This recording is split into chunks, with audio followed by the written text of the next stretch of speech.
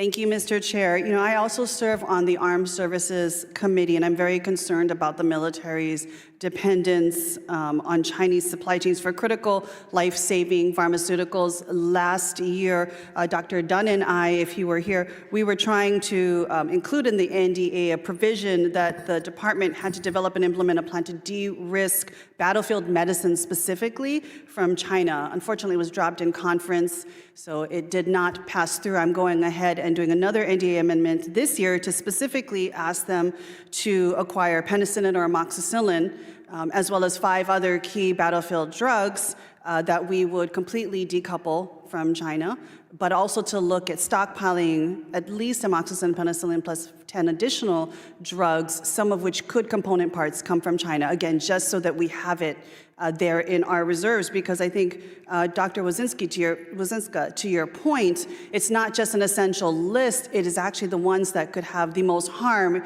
if we were not able to get it. So things like amoxicillin, blood clotting medication, those types of things. And so I was very disappointed that the military came back actually and said that they could not support and they would oppose my specific amendment, feeling that they were too small in terms of being a drug purchaser within the government. This should be instead a whole of government approach, and they felt that this was something that was too small for them to do.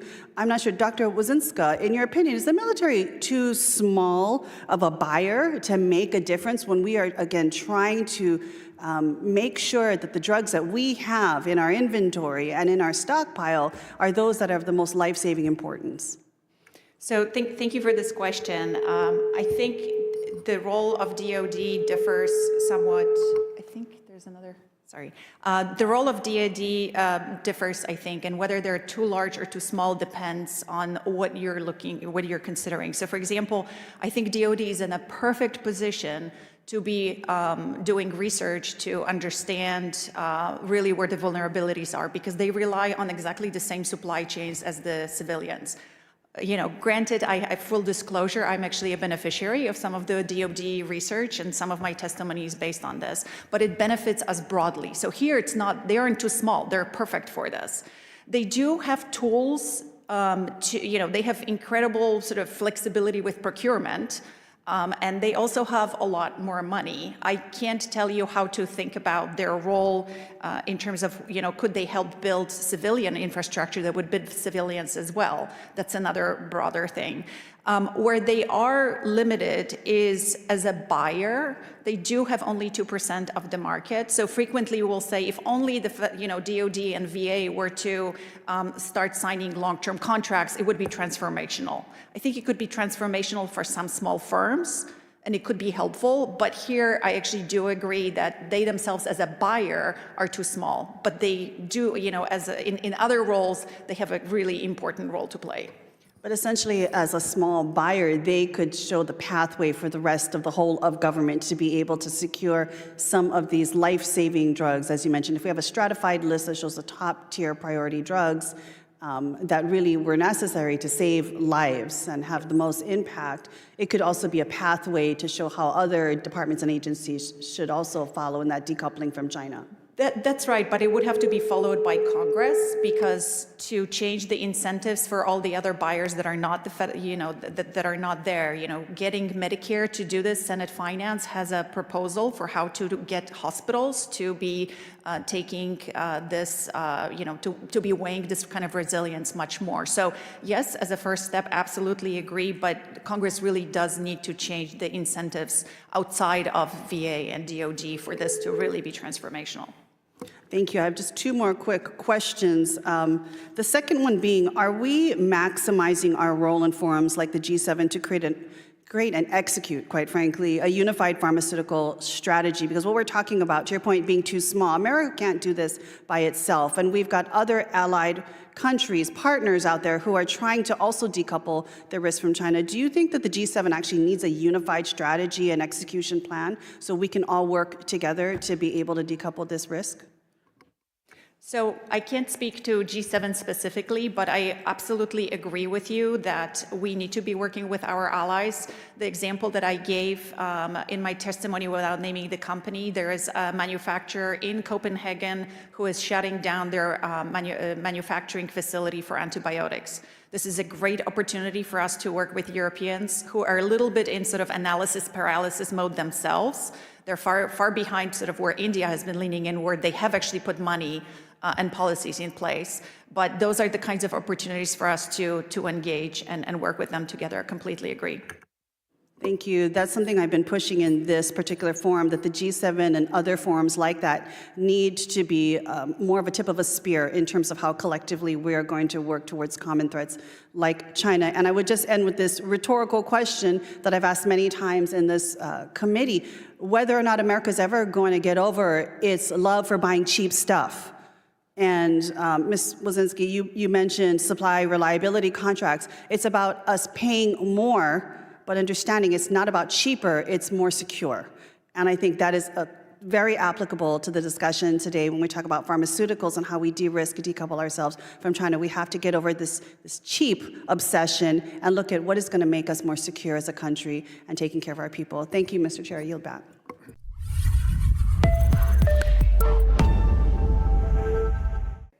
As everybody knows, the title of today's hearing, From Lab to Medicine Cabinet, How China is Cornering the Market on Our Medicines, is an important topic. And this committee has been focused on how do we win the strategic competition against China. And I don't think there's a more important space to do that than when it comes to pharmaceuticals or to medicine, and we've heard a lot about that here today. China's rapid advancements in biotechnology are increasingly challenging Americans' leadership in developing cutting-edge, life-saving pharmaceuticals. As we know, it takes 10 to 15 years and a minimum of $2 billion to turn a promising idea into a medicine that reaches pharmacy shelves and patients' homes. With costs for clinical trials in China costing up to 30% less than the United States, combined with less regulatory hurdles and faster patent recruitment, the U.S. risks losing new investments while also creating potential health and national security concerns, along with supply chain concerns. It's essential that the United States maintains its position as a global leader in the pharmaceutical innovation and recognizes that China's climb up the value chain could disrupt existing trade dynamics. Inadvertently, shifting innovation overseas weakens our domestic biotech ecosystem at a time when strategic competition is obviously intensifying. And so I look forward at this hearing from hearing more from our witnesses on how we can reinforce U.S. leadership in biomedicine innovation while protecting both patients and our long-term economic and national security interests. Dr. Beecraft, as the CEO and co-founder of Strand Therapeutics, you've led the development for the world's first synthetic biology programming program language for the mRNA. Your work underscores that life-changing innovation begins in early-stage R&D, where clinical trials are often the make-or-break moment for getting new treatments to patients. Question for you, how is the U.S. currently underutilizing our clinical infrastructure and decreasing clinical trial availability for patients who need treatments the most?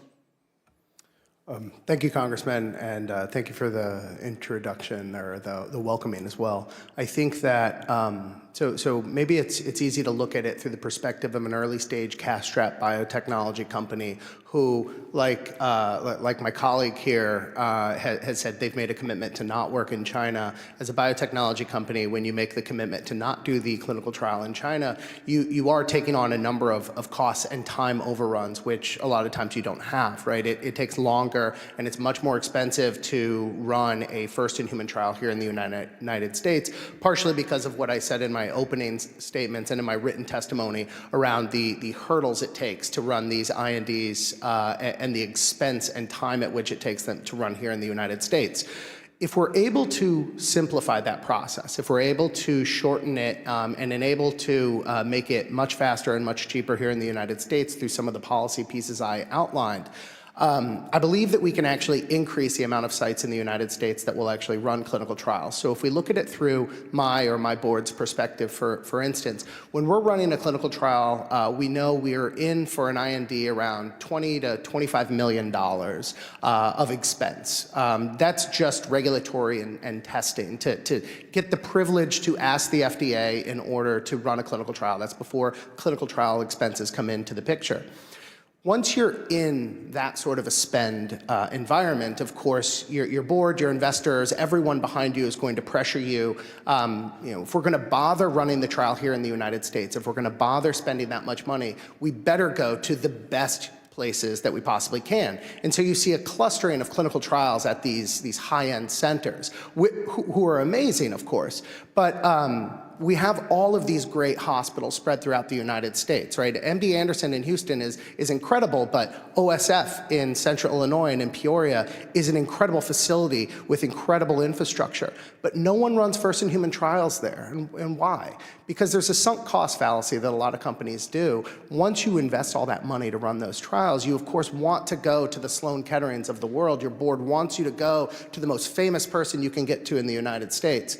If you make that an easier hurdle, if you make it a faster and cheaper amount, you not only open up the capital pools to power that, but you open up the types and places where we will run clinical trials. You create a private market incentive for those clinical trial sites to actually build the infrastructure to run first-in-human clinical trials, and you increase access to brand new, potentially life-saving medicines to patients across rural America that currently do not have any access except to get on a plane and spend what could be the last 3 months of their life in a city they've never been to before, just to have the privilege of a shot to extend their life. And that, I think, is unacceptable for America.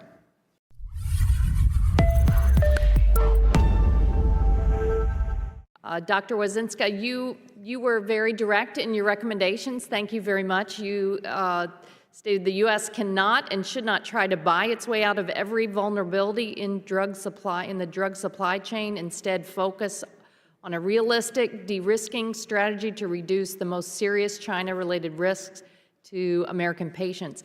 And you started your testimony, you gave us four strategic things to think about. And your first was focusing on the chemical precursors, the reagents, the solvents.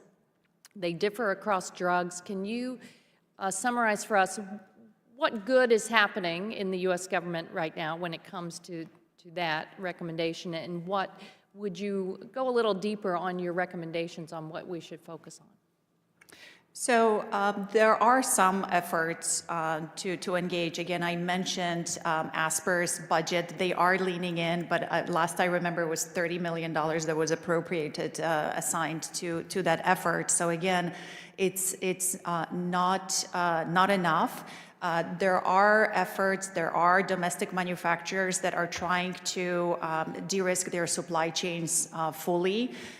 We're actually lucky on the antibiotic side. It's somewhat easier to fully de-risk it from China because the products, the API is still made in Europe. So I believe Patrick is actually procuring his product from European facilities. So there are great opportunities. The first steps are actually not chemically synthesized, they're fermented.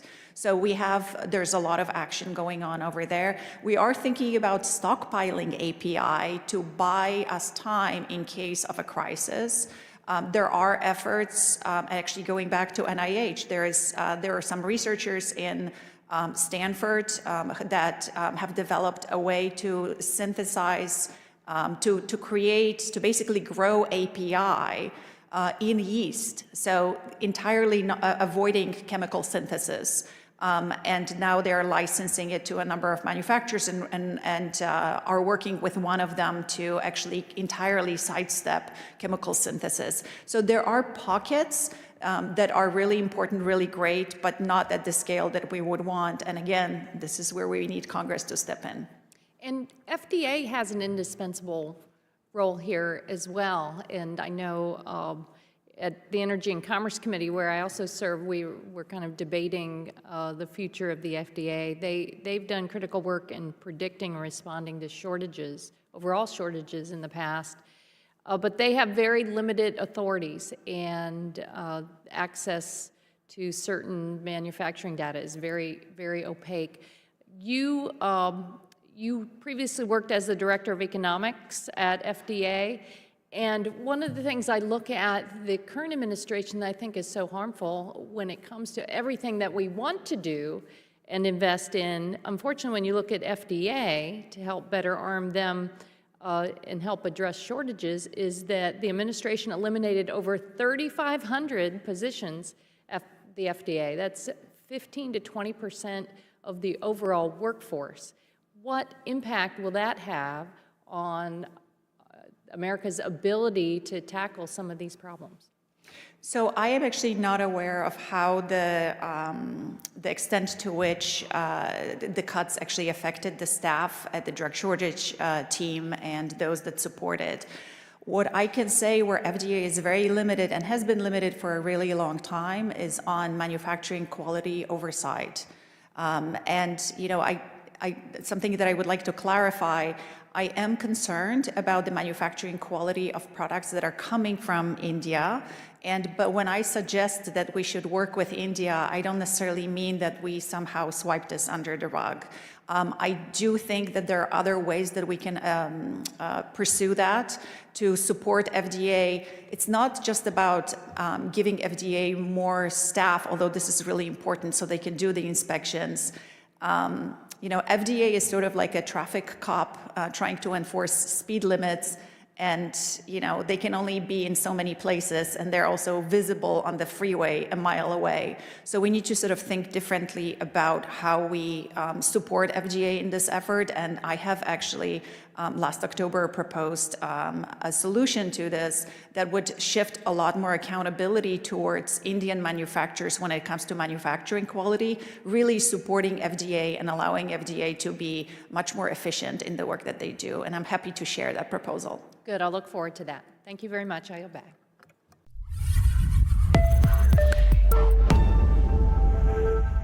Mr. Jimenez, thank you so much for being here today and kind of giving your perspective on the venture capital and the business side of how this all intersects. And we know that consistent improvement in the coordination across public and private sectors is absolutely critical to making sure that we can maintain a resilient posture in the pharmaceutical manufacturing and biotech space. So we know not one sector can do it alone. Clearly, we're hearing today about how interconnected they are. So my question to you today is, what does in your mind, going forward, a successful partnership look like between the private sector and then state, local, federal partners to make sure that we are not only amplifying production for critical APIs, but also making sure we're not ceding that manufacturing ability as well?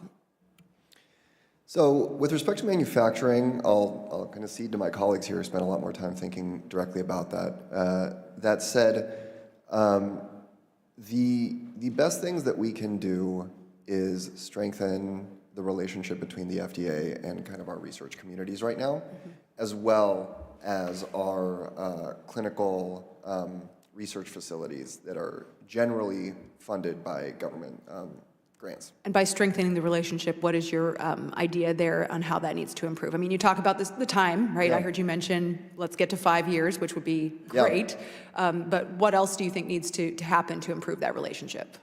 So I think the FDA being much more open to getting to first-in-human clinical data is incredibly important. And so we can follow the examples, not just of China, but actually through Australia and their CTM programs that allow people to get into clinical data and first-in-human data quickly. I think we can do that also by, as Jake has alluded to, allowing investigator-initiated trials, which is really the true mechanism that's working within China right now. Investigator-initiated trials are when clinical research institutions run trials and sponsor those trials, as opposed to private companies. And what that does is it allows a trial sponsor, who is generally going to be a well-trained expert in the field, to run a clinical trial and gather clinical data. What has happened in China is that is the actual mechanism that people are running these fast trials, and that is not a mechanism that we've really fully elaborated on in the United States. It's done, but it's not done to the extent. And so allowing our NIH and our granting agencies into clinical research facilities, and also giving the FDA the authority to accept data from there and move into fast clinical trials there is one thing that the government could be doing that'd be fantastic. And then we'll take care of the rest. The private sector can fund in this data. And do you think that actually saves money in the long run as well? I mean, if that collaboration is able to happen, not only it's about speed, truly like a warp speed operation, right? But do you think that will make its way down to the consumer on saving money on these drug prices as well? Oh, absolutely. I think that the best way we've ever seen prices go down is with more competition. And more competition comes from the greater ability for many companies to test these things out and bring drugs to market. We often cite this $1 to $3 billion to get a drug to approval. If we drop that to 5 years, that number necessarily has to go down, and investment can be much more into many more high-risk activities that would be beneficial to more Americans. Yeah, and I see you nodding your head. Do you have anything to add there? Obviously, I mean, driving down prices is one thing, but speed is another, and competition is another. So I think you agree with all those things. I do, and if I can just say, there's sort of two different pieces of calculus to think about here. One is, of course, the time and the money. Whenever anyone makes an investment, whether it's a company like mine, an investment firm like Francisco's, they're thinking about risk reward, right? And if the risk is exorbitantly high because of the time and cost it takes to develop a medicine, then either the reward needs to be exceptionally large, or you need to decrease the risk in another sort of way, and that's where we get with this high cost and long time of development. We get a lot of new medications that are being tested that are next logical steps forward instead of radical steps forward, right? Our goal with drug development should be to keep patients out of the hospital. That is where we will actually find, regardless of drug pricing, we will find the highest healthcare savings writ large if we keep patients out of the hospital and if we keep people alive. That is better for patients, it's better for America. If you want to take those radical steps forward, then we need to radically change the calculus of the risk that investors, both companies and investment firms, are making on those drugs, and we can start tackling things as ambitious as aging. Thank you.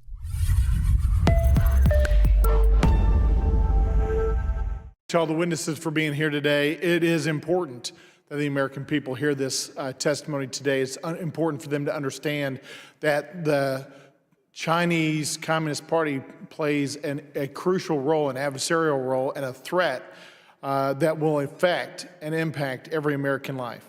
This conversation is about something simple but essential: the medicines that keep our citizens healthy and the system that produces them. More than 60%, as you guys know, of American adults, nearly 90% of seniors, and nearly 25% of children fill a prescription at least one time per year. The United States has historically led the world in medical innovation, and that leadership didn't happen by accident. It grew from the people of our nation who value scientific inquiry, intellectual property, and respect the dignity of every patient who participates in research. But the global landscape, as you guys noted today, has changed quickly. China has made biotechnology and pharmaceuticals a national priority, and their goal is clear: to increase their capabilities to compete with and ultimately surpass American firms. We can see this just in recent data. Let me give you one example. In 2014, if we go back and look, China conducted about just over 1,800 clinical trials, while the United States led the world with over 7,200 clinical trials.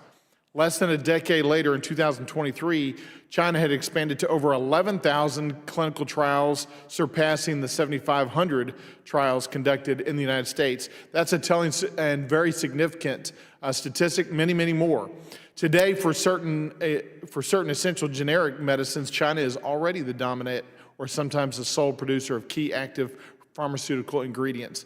Mr. Chairman, this is why American leadership in new and emerging pharmaceutical technologies is critical.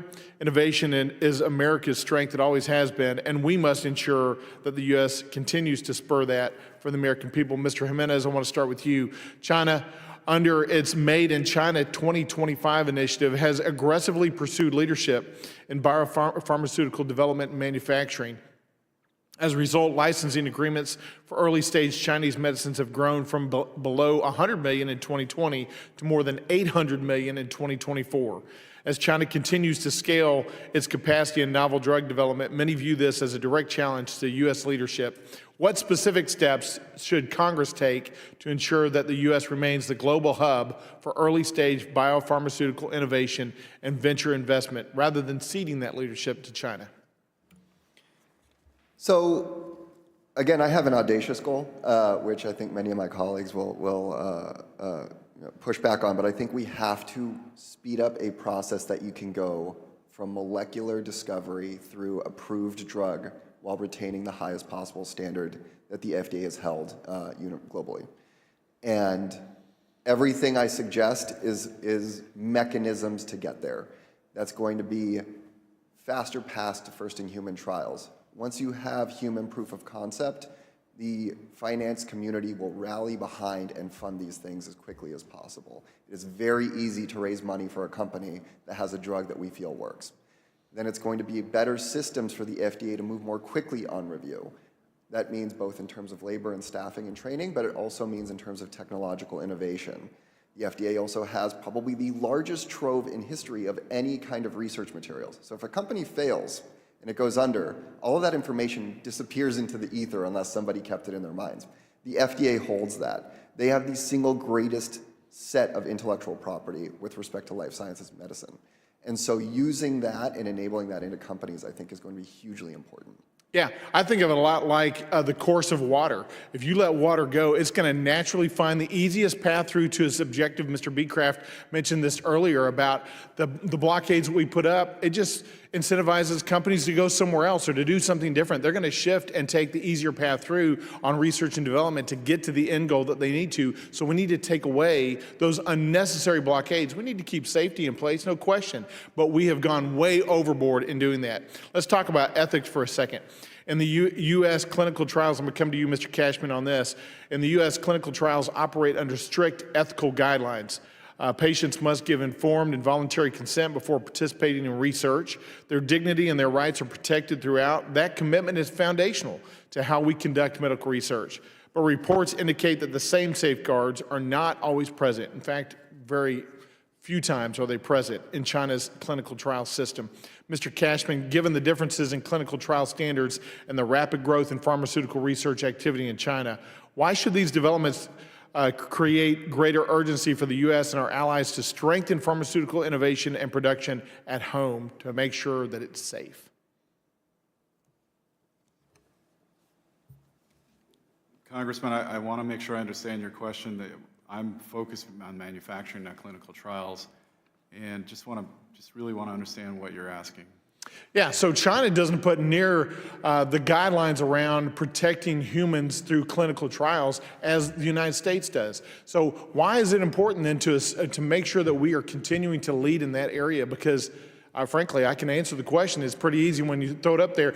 If we do not lead, we're going to cede this to somebody that doesn't care about the ethics of human life, doesn't value human life the way the United States does. And so that's the point I'm trying to make, and I'd love for you to make a final comment, and then I'm going to yield back to the chairman. Let me focus on what I know best, and that's manufacturing. And I know there is a huge difference in how the FDA views domestic manufacturing facilities compared to international facilities like those in China and India.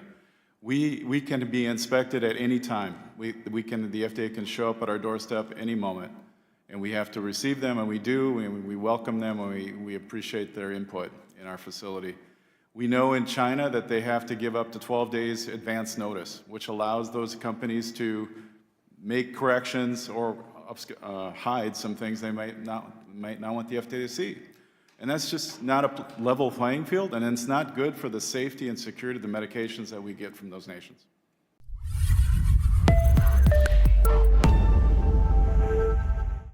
But the issue of Chinese influence on our domestic pharmaceutical supply chain is important for us lawmakers to understand, and we must consider targeted returns to counter this influence. Absolutely true. I've heard from constituent companies that struggle to stay competitive with Chinese companies due to misaligned incentives in our healthcare ecosystem.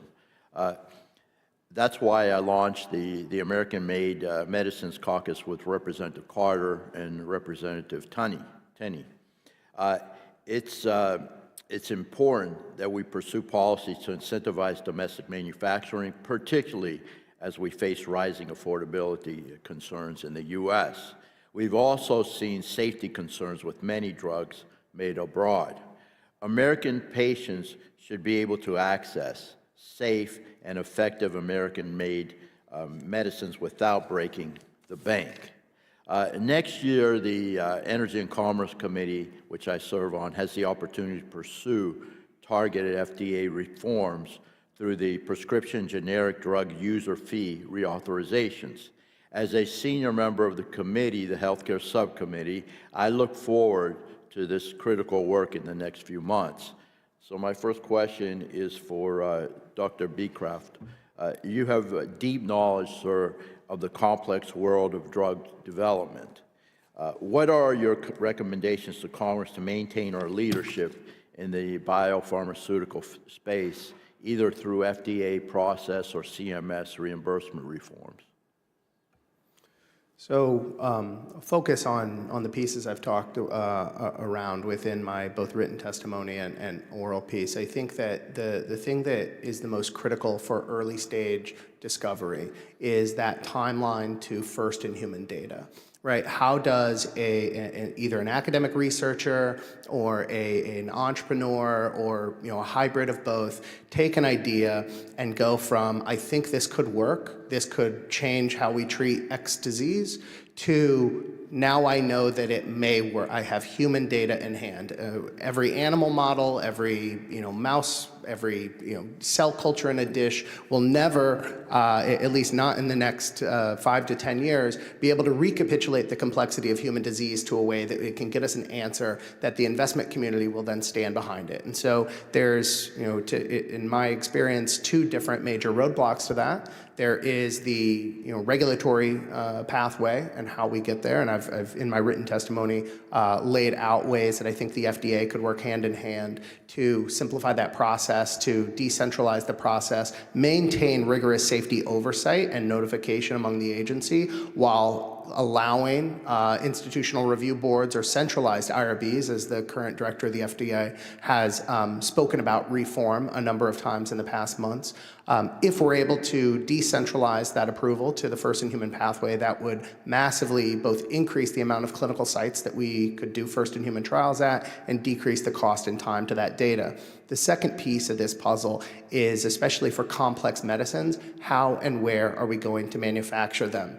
I think that both how gets to what are the regulations around what do we need to know, what do we need to assay, what do we need to measure about these medicines to think that they're safe to put into patients as often a last-ditch effort to save these patients' lives. I think there's a lot of roundtable incentive that private industry and the FDA could get around to say what is the correct level of oversight for this GMP, what's called GMP, which is how these drugs are manufactured. That sort of oversight for our companies, and to create a more open dialogue so we can all learn together. A lot of the institutional knowledge around that manufacturing is locked inside of private companies. The FDA is doing their absolute best to keep up with it, but more dialogue, I think, would increase the rate of learning and allow the FDA to more effectively work with companies to figure out what we need to do to make sure that we're putting safe drugs into patients. If we incentivize the build out of that small scale manufacturing here in the United States, usually geographically located somewhere near where we may be running clinical trials, that also massively increases the logistics, the efficiency of manufacturing to clinical testing, and it serves as a flywheel for private industry to continue to invest in the build out of domestic biomanufacturing. Once you have a manufacturing process set for that first trial, it is much more in your favor to continue building that out than to outsource as you get to a later stage and you need to make more drug or more diverse drugs. Once we start with that seed here for these advanced medications, we will then see that pay dividends into the future. Thank you.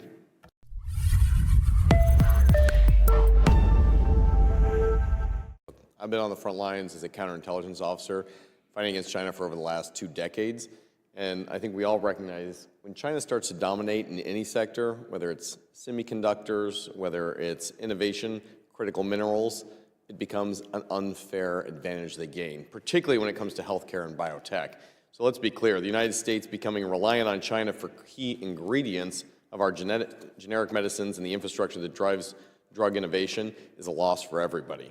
This panel has been fantastic in highlighting that this is bad for both patients, for physicians, and it's a bipartisan issue that I think we all want to get after solutions for.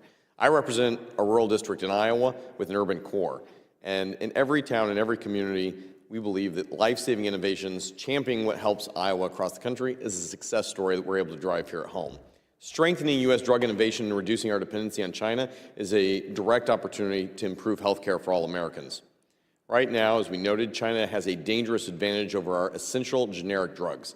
For example, about 90% of global API supply for generic antibiotics originates or depends on Chinese manufacturing. Ensuring we keep innovation and clinical trials here at home instead of in China means having confidence that diabetes patients have access to critical antibiotics, no matter what's happening geopolitically in the world. And that cancer patients have the opportunity to be first in line for a life-saving drug, not overseas. Keeping these clinical trial opportunities in our communities improves health outcomes and increases specialized care. It's not just about our patients either. We have research and capabilities that are strong in America. Every federal dollar invested in biotech here at home generates more than 150% return for local economic activity. I'll highlight in 2025, federal research dollars support over 2,000 jobs in Iowa, nearly $485 million in economic activity. This is a win-win-win. This fight with China isn't only about national security, it's about keeping Americans healthy, keeping innovation in the United States, and keeping jobs in our community. So with that, I want to talk to the leader of Strand Technologies. Dr. Beechcraft, you highlighted some of the real challenges that we're trying to get after here and the tragic impacts of cancer on communities across the country.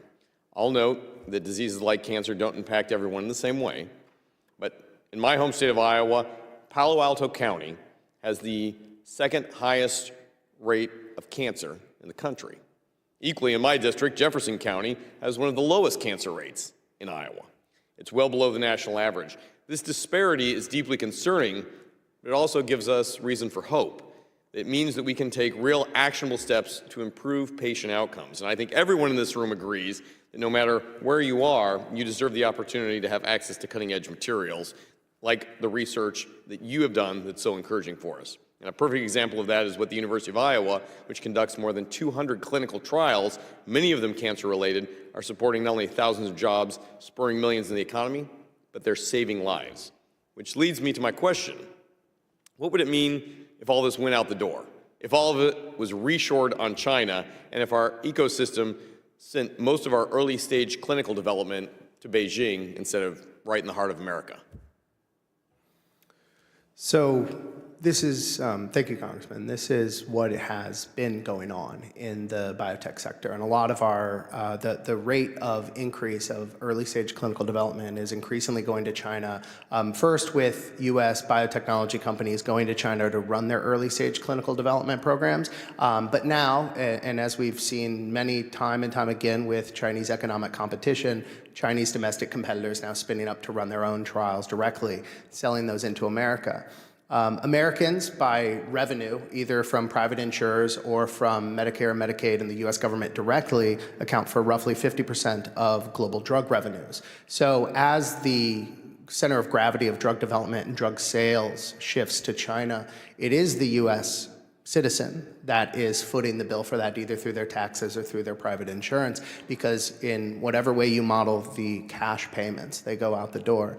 Not only do I think that we can compete with them by reforming some of our early clinical trials, for a district like yours in Iowa, which borders my home state of Illinois, we know that we have incredible clinical resources, incredible clinical centers. No one runs early stage break-in clinical trials at those centers because of the cost and time it takes to run a clinical trial.